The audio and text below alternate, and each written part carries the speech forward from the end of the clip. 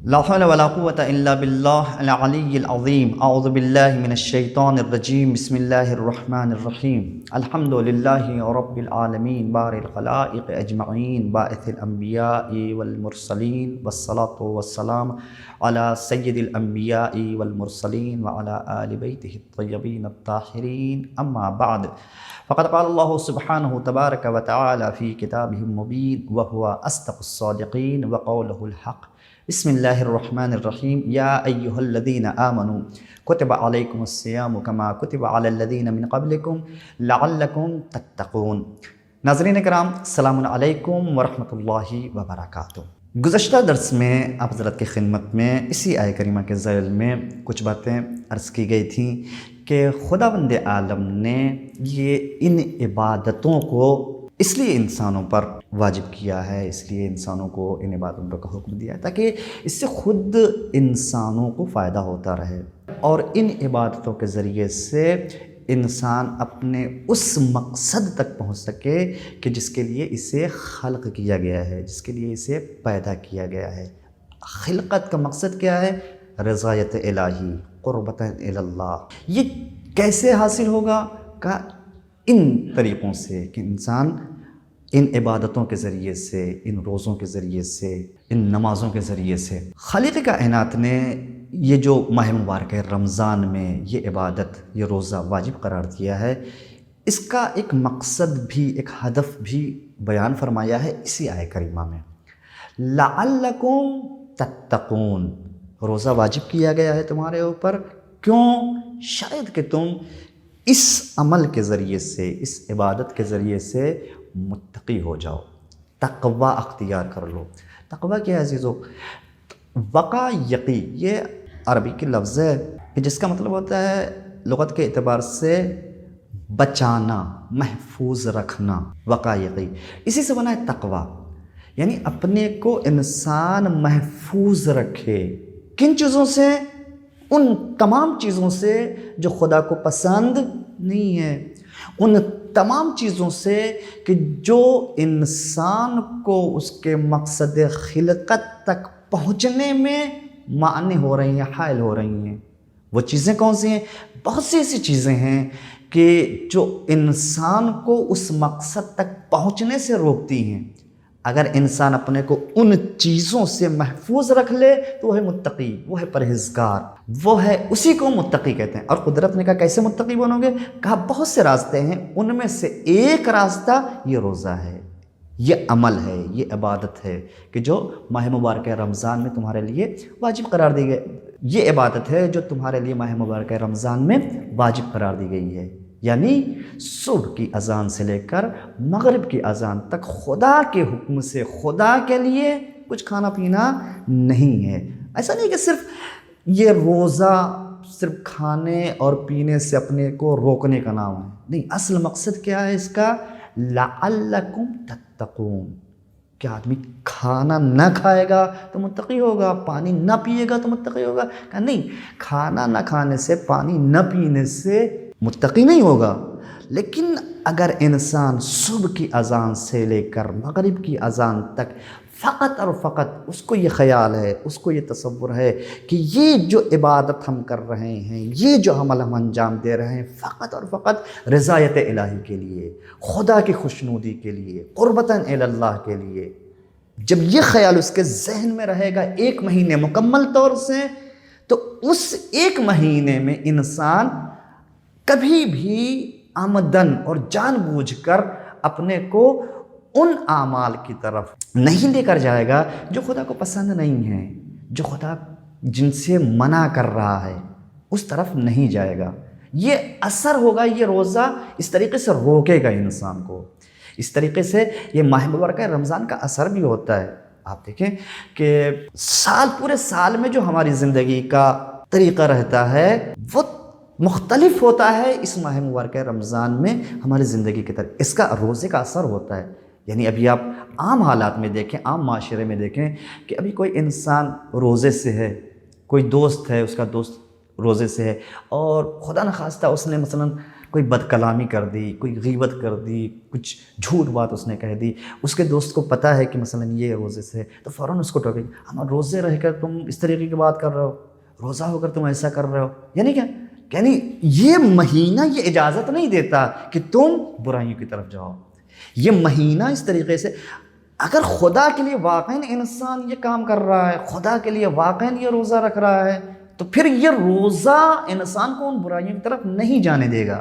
یہی ہدف ہے، یہی مقصد ہے اس روزے کا، لعلکم تتقون، شاید کہ تم متقی بن جاؤ، شاید کہ تم اس عمل کے ذریعے سے اپنے کو وہاں تک پہنچا دو جس کے لیے تمہیں پیدا کیا گیا ہے، جس کے لیے تمہیں خلق کیا گیا ہے۔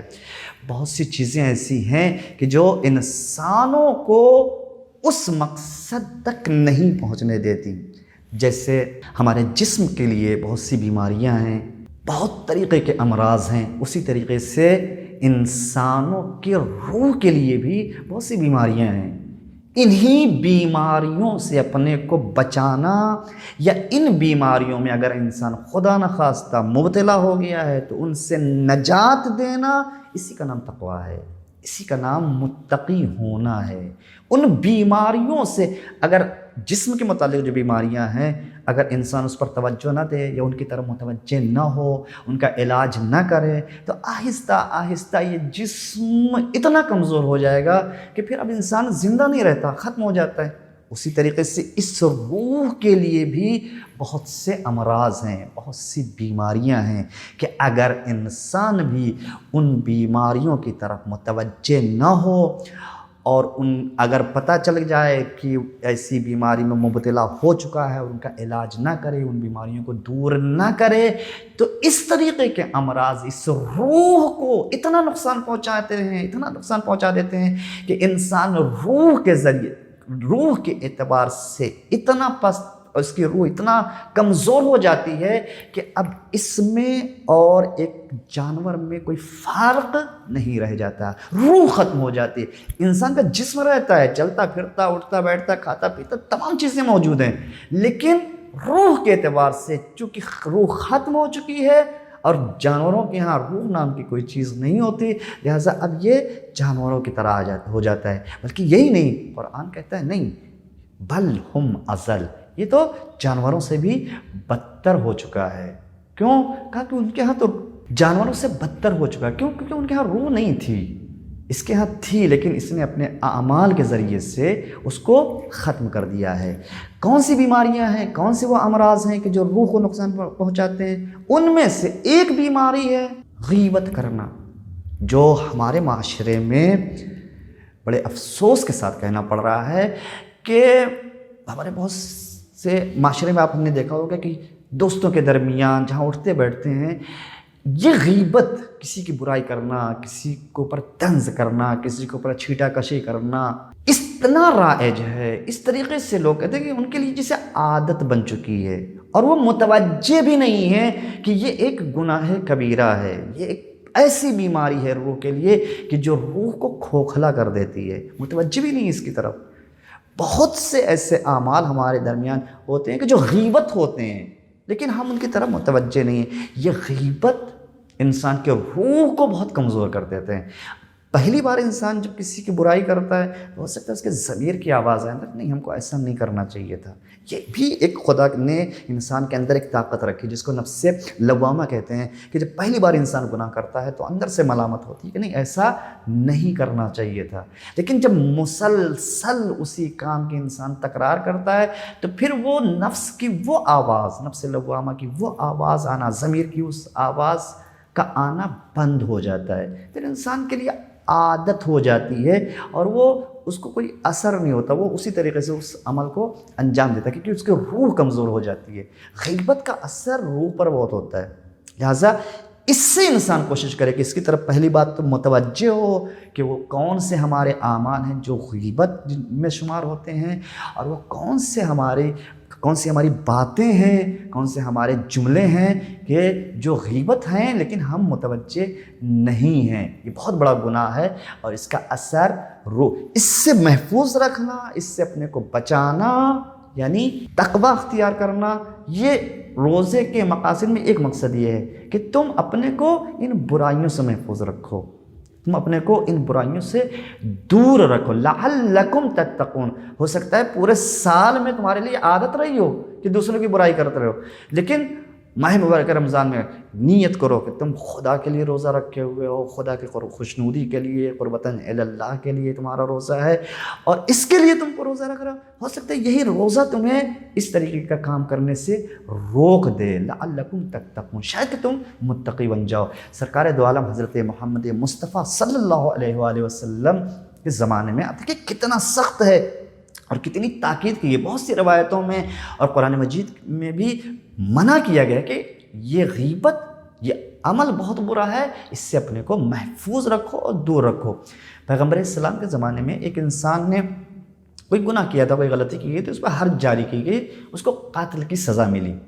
جب قتل کیا گیا اس کو تو دو دوست کھڑے ہوئے تھے، بہت سے لوگ وہاں موجود تھے، اصحاب تھے پیغمبر اسلام کے، دو دوست وہاں کھڑے ہوئے تھے، تو انہوں نے جیسے دیکھا اس کو قتل ہوتے ہوئے تو کہا کہ اس شخص نے، یعنی پیغمبر اسلام نے، اس شخص نے ایک حیوان، ایک کتے کو ختم کر دیا ہے۔ یہ آواز پیغمبر اسلام کے کانوں تک پہنچی، آئے ان دونوں کو، ایک نے کہا دوسرے نے اس کو سن کے پھر مسکرایا، وہ ان دونوں کو لے کر آئے پیغمبر اسلام شہر کے باہر، وہاں پر ایک کسی جانور کا مردار پڑا ہوا تھا، جسم سڑ چکا تھا، بدبو آ رہی تھی، وہاں لے کر گئے، کہا کہ اس کا گوشت کھاؤ۔ کہا یا رسول اللہ یہ کیسے ہو سکتا ہے، بدبو آ رہی ہے، جسم خراب ہو چکا ہے، اس کا گوشت ہم کیسے کھا سکتے ہیں؟ کہا وہ جو کام تم نے کیا ہے وہ کام اس کے گوشت کھانے سے بدتر تھا۔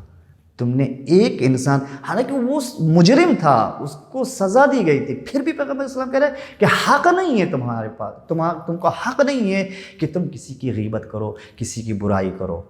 وہ جو کام کیا تھا وہ اس کام سے، اس مرے ہوئے جانور کا بدبودار گوشت کھانے سے بھی بدتر ہے۔ اتنا زیادہ تاکید کی گئی ہے اس عمل سے، تاکہ کیونکہ پیغمبر اسلام جانتے ہیں، خدا جانتا ہے، قرآن جانتا ہے کہ اس کا اثر روح پر کیا ہوتا ہے، اور یہ چیز کتنا معنی ہوتی ہے ایک انسان کو اصل مقصد خلقت تک پہنچنے میں۔ پروردگار بحق محمد و آل محمد ہم سب کو توفیق دے تاکہ اسی ماہ مبارک رمضان میں ایسے بن سکیں جیسا تو پسند کرتا ہے۔ والسلام علیکم ورحمۃ اللہ وبرکاتہ۔ شیعہ زداری، پیغام اہل بیت کو پہنچانے کا راستہ۔